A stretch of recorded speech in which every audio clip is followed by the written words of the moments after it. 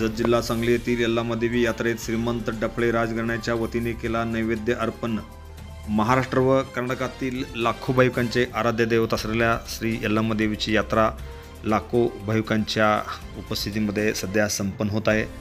काल गंधोटकीचा पहिला दिवस होता, आज नैवेद्याचा दुसरा दिवस आहे।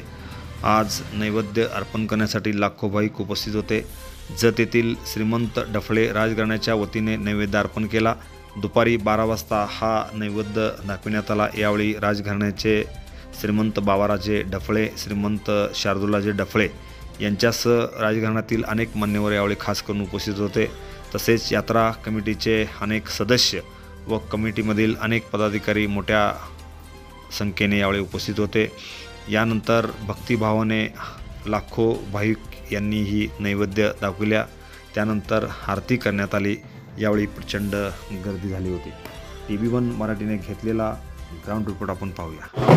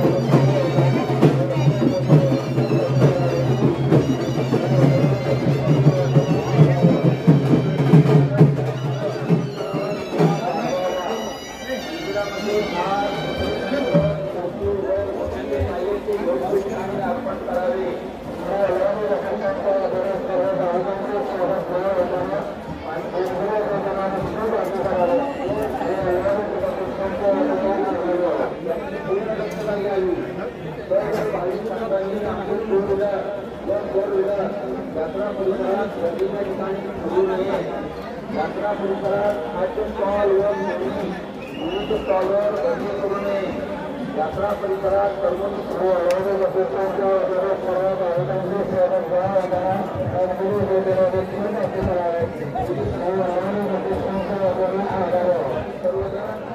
की तुम्ही कॅमेऱ्याच्या पक्षात आहात याची दक्षता घ्यावी की यलमा जिल्हा कर्मचाऱ्यांना सहकार्य करून योग्य सूचनेचे पालन करावे.